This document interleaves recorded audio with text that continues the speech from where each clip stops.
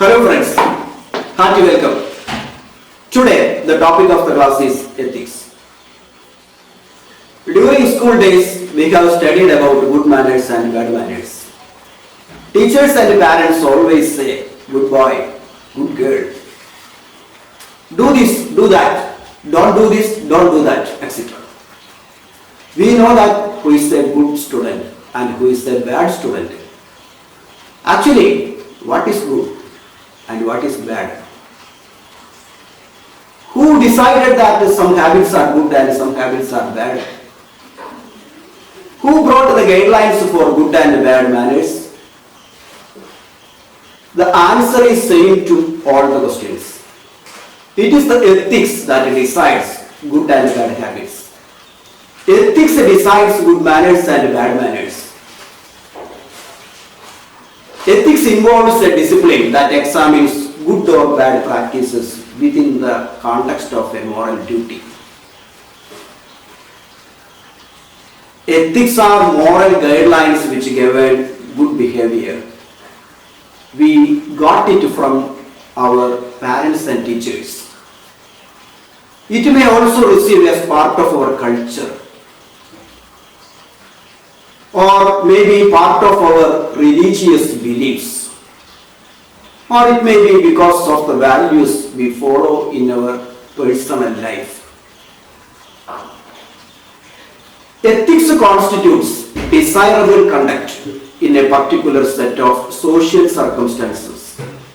It always puts forward certain norms and conditions for good behavior. So it is called a normative science. Ethics is a normative science because it seeks to determine norms, ideals, standards, and values to human behavior. If ethics is related to good and bad, what does the word value mean? If ethics decides right or wrong, why do we have laws? Why companies form their code of conduct? Why ethics is so relevant? We can go through these terms. At first, ethics and value.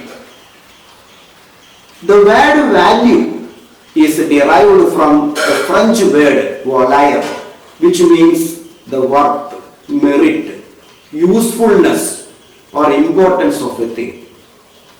Values are prescriptive belief which depicts what is good and what is bad. Ethics and values are important in every aspect of life.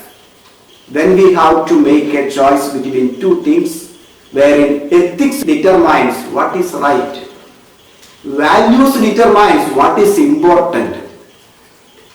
Ethics followed in personal life can be called value. Values kept in social life can be called ethics. Ethics are the set of rules that govern the behavior of a person relating to society, or it explains the reactions and responses of human beings towards others in a particular situation. But values are the core of personality and a powerful force affecting behavior. Thus, value is defined as the principle and ideals of a person that forms his personality and help him in making judgment of what is more important. Values relate to your purpose in life and are used as guiding principles to make your life easier. The most important difference between value and ethics is this. Value differs from person to person, but ethics is common to all. It means that value is personal while ethics is social. Value determines personality while ethics defines a social human being. Now we can look into law. How ethics is related to law. Law can be expressed as legalized ethics.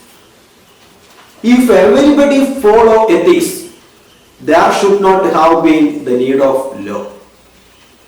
Ethics is a practice or part of culture, and there is no punishment in violating ethics. It requires wholehearted support and self-motivated responses. But law is to be followed compulsorily.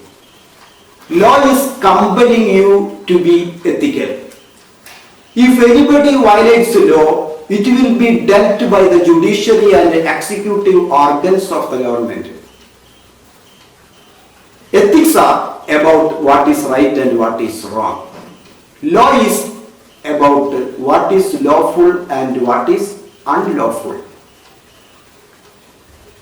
Law often represents an ethical minimum. It means that law demands only minimum level ethics. As already mentioned, law compels you to follow ethics. However, it does not compel you to follow ethics on its complete sense. Only minimum level ethics is demanded by law. And if you are not ready to follow even that minimum, you will be punished. For example, ethics demands that you should behave well to your classmates. You should help him and you should look after his well-being also. As per ethics, if he has no food, you should share your food with him. If you are not ready to share food, it is unethical.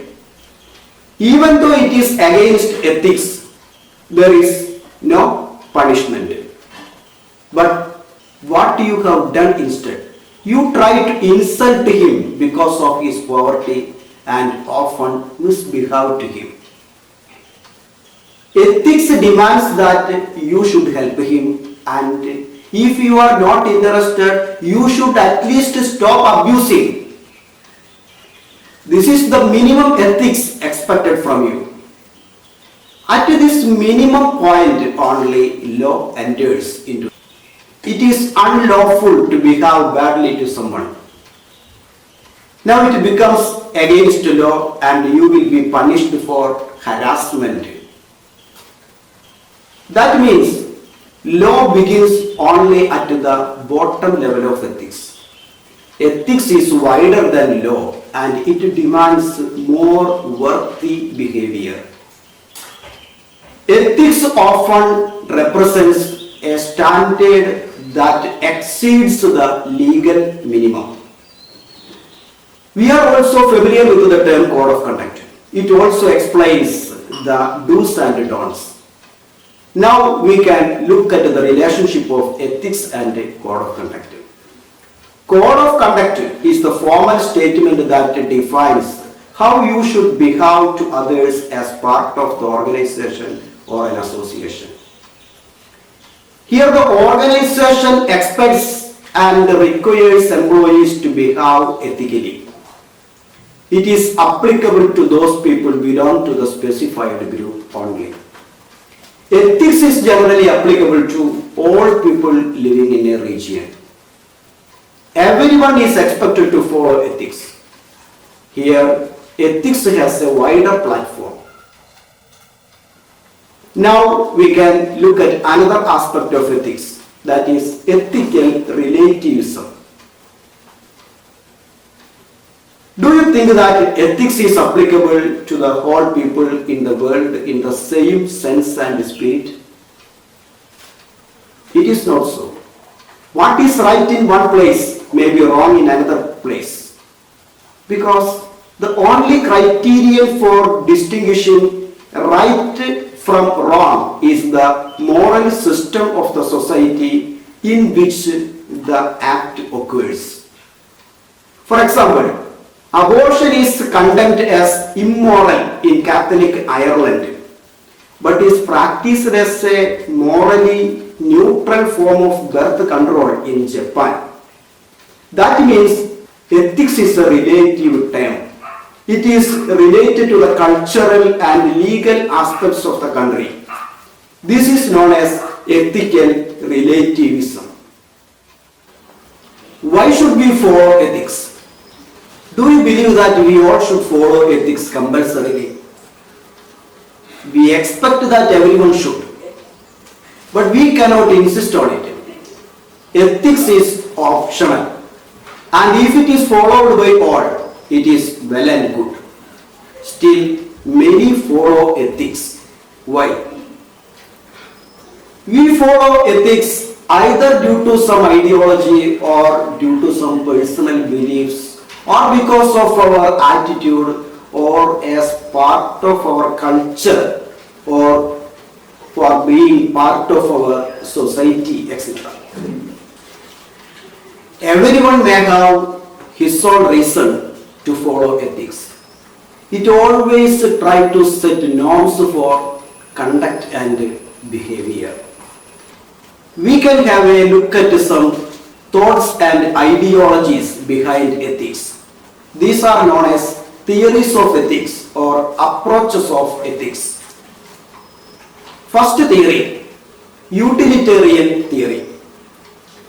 This theory is based on the ideology that as part of society, do maximum good to others, or at least abstain from disturbing others.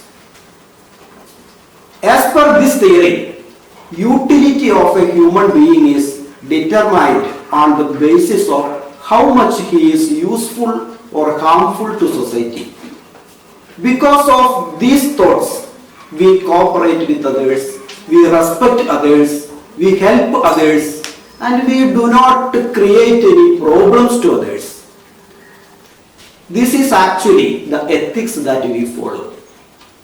This feeling or approach is known as utilitarian approach. Under this approach, people follow ethics to make the most good and least harm to others. Utilitarianism calls that the most ethical choice is the one that will produce the greatest good for the greatest number.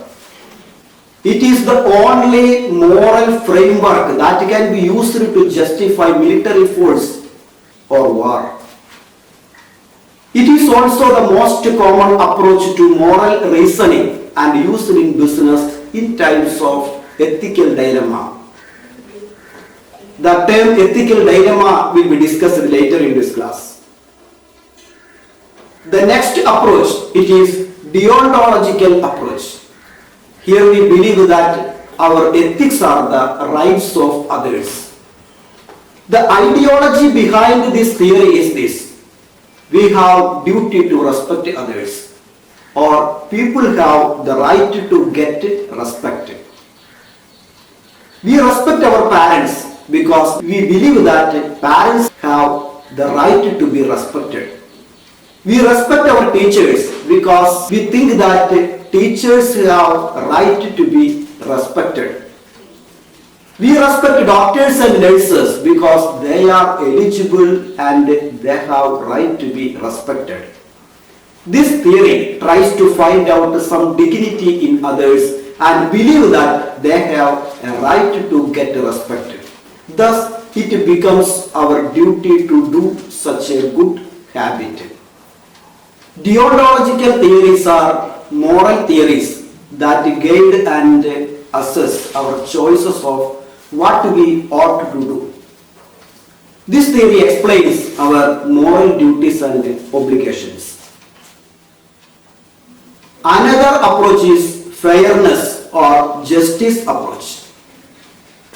The ideology behind this theory is this: we should always be fair and unbiased to others. As per this approach, we follow ethics as we want to be equal to all. We want to be fair to all. This approach is based on the Greek philosophy that we must give equal treatment to all. All persons are equal and all should be equally respected. This is the basis of fairness approach. The justice theory was derived from rights theory. Rights are generally defined as justified claims for the protection of general interests. In this sense, equal justice is also the right of humans. Fairness and justice theory say that ethics should be followed to ensure justice and equality. The next approach is common good approach. As per this approach, we follow ethics for the welfare of everyone in the society. The ideology is the social welfare. This approach is also known as social welfare approach. We cannot ensure welfare of society through unethical practices. We believe that only ethical practice can bring human welfare. So we follow ethics. The last approach is the virtue approach. Here, ethics are followed by many as a habit and with an intention to upgrade the personality. The ideology behind this theory is this: be good human beings with good personality. We know that good people should follow values in life. These are virtues of human beings. To be good people with good personality, we should follow ethics. Virtue theories are normative ethical theories which emphasize virtues of mind, character, and also the sense of honesty. Thus, virtue theory states that virtues are formed in the minds of people, and as a consequence, people behave accordingly. Next term, ethos. Oxford Advanced Learners Dictionary defines ethos as the moral ideas and attitudes that belong to a particular group or society. Ethos refers to the character or customs or a set of attitudes and values. In fact, the word ethics was derived from the word ethos. It is very difficult to differentiate the terms with clear boundaries because the two words ethos and ethics are linguistically linked as they share the same etymology. However, we can conclude that ethos are more related to values and principles, while ethics is more related to right and wrong behavior. We can define ethos as the character or fundamental values of a person, people, culture, or movement. Indian ethos. India has a strong philosophy based on human values and culture. It is the traditional culture of India. It is known as Arsha Bharata Samskara. Indian ethos is the body of knowledge derived from the rich and huge Indian system of moral philosophy. This is known as Indian ethos in management. Indian ethos in management draws its lessons from the religions of the land. These are the value concepts and beliefs of Indian culture. This Indian ethos in management put forward certain important principles for the ethical management. Now we can look into those principles of Indian ethos for management. Number one, we should respect others because every person has immense potential energy. The second point, perform without attachment. You should perform your duty without expecting anything. Then third point, emphasize on sacrifice and human welfare. Human welfare should be our aim, and we should be ready to sacrifice for it. Then fourth point, manage with the character, which is real power and wealth.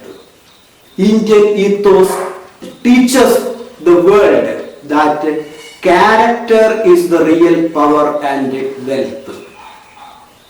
Next point, work is worship. Do your duty.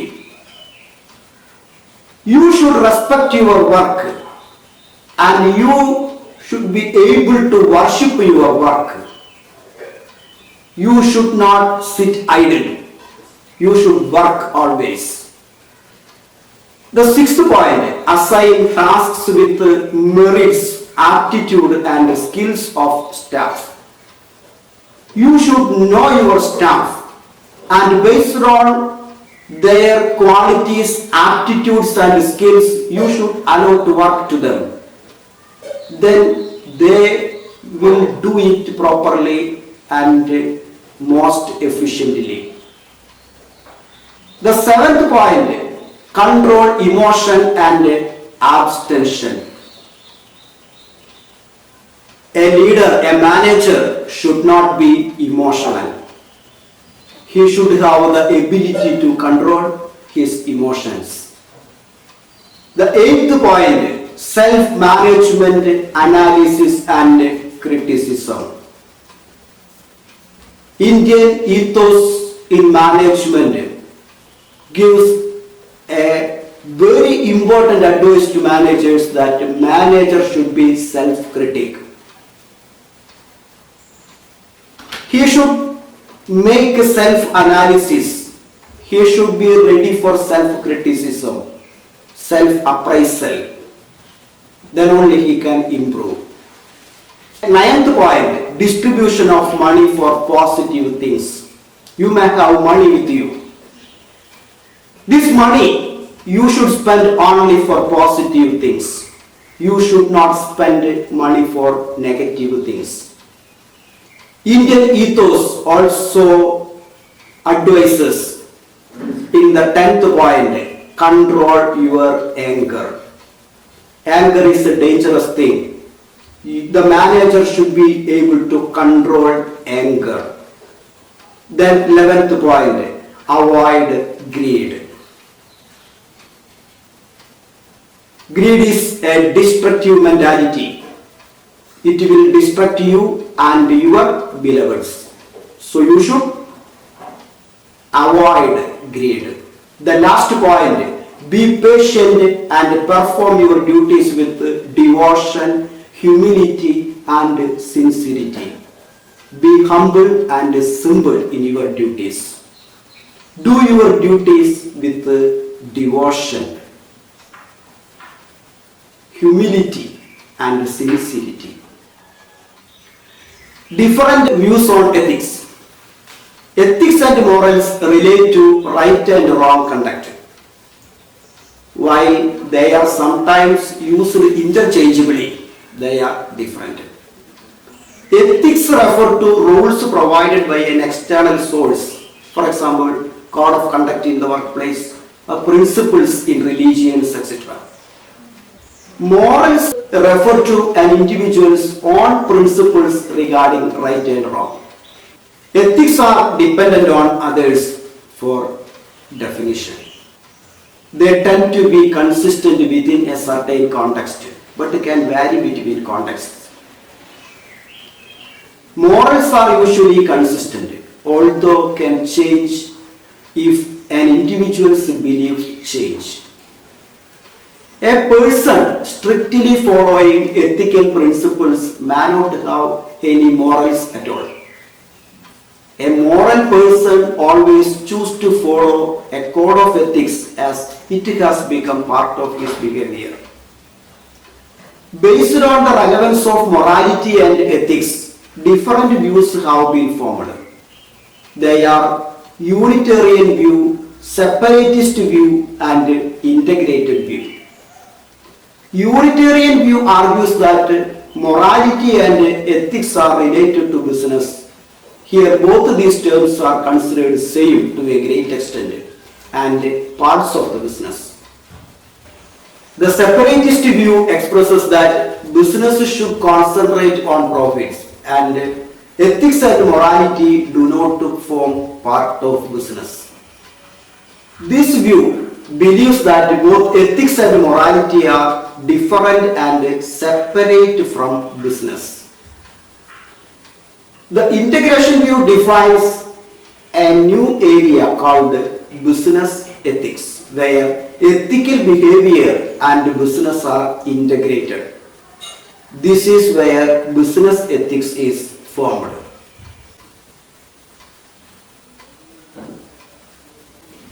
Now we can come to business ethics. So far we could understand the features of ethics and ethical values prevailing in society.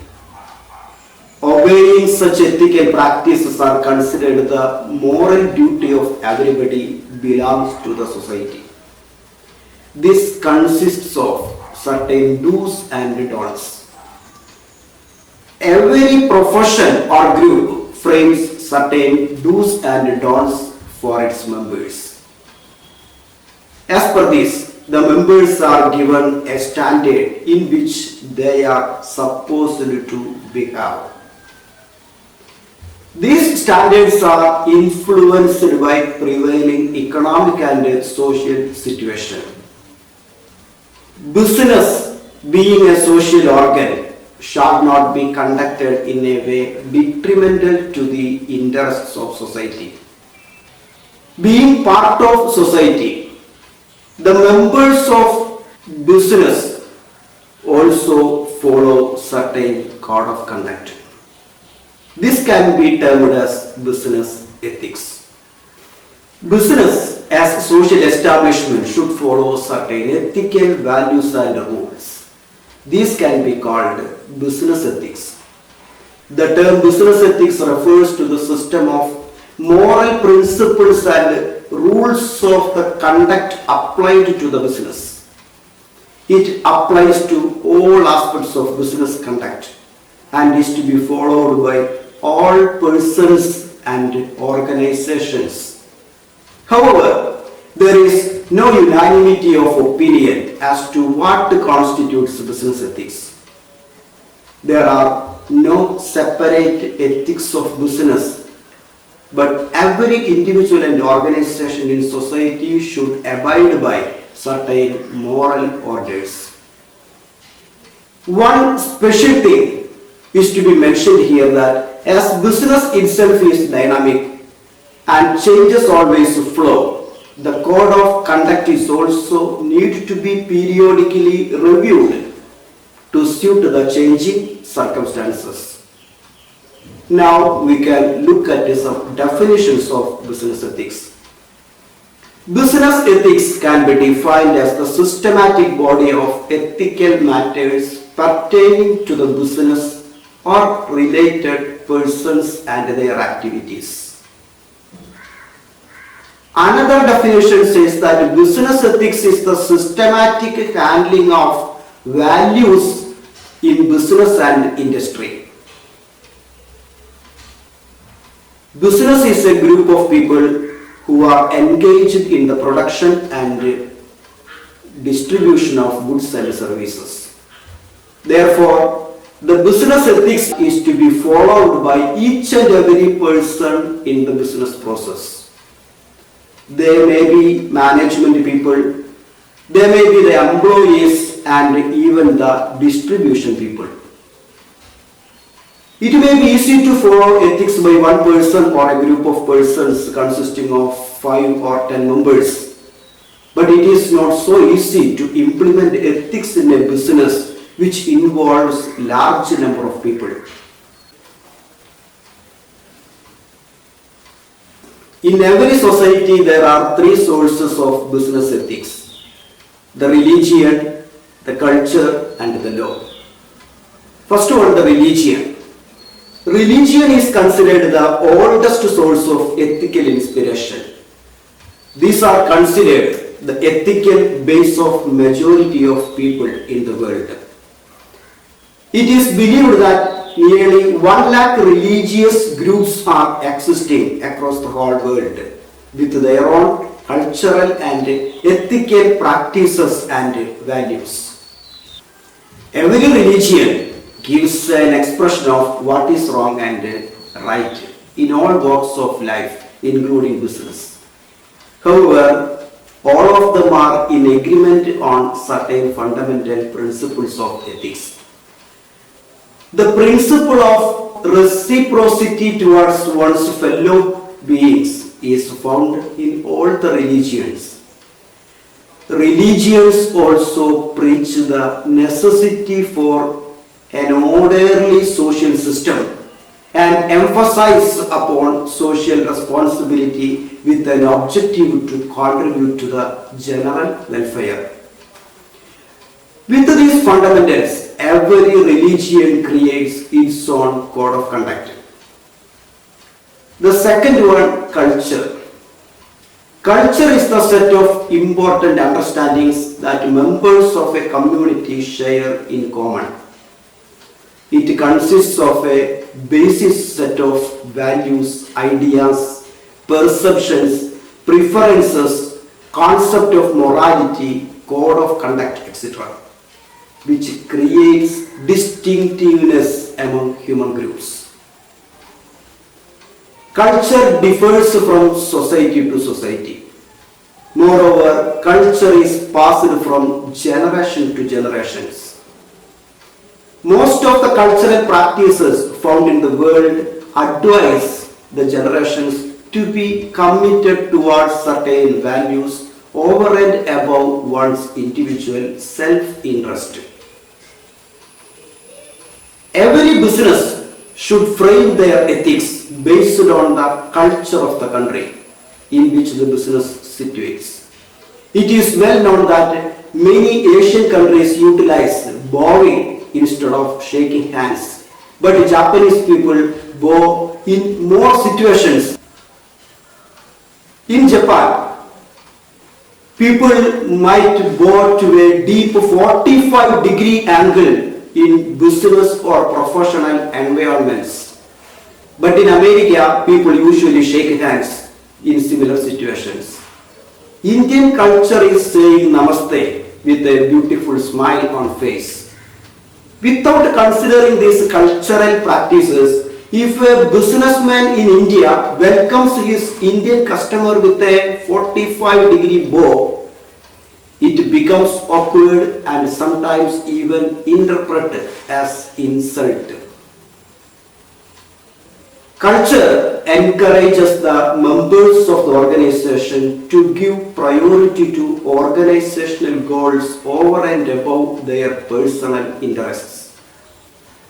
Culture also serves as a sense-making and control mechanism that guides and shapes the attitudes and behavior of people. The next source, law. The legal system of any country guides the human behavior in the society. Whatever ethics the law defines are binding on the society also. Law can be considered as legalized ethics. The society expects the business to abide by the law. Wherever there is an attempt from the part of business to violate law, it becomes not only against law but against ethics also. Tax evasion, hoarding, adulteration, poor quality of products, high pricing of products, environment pollution, etc. are against the law as well as against ethics. Ethical principles for business. Ethical principles are universal standards of right and wrong.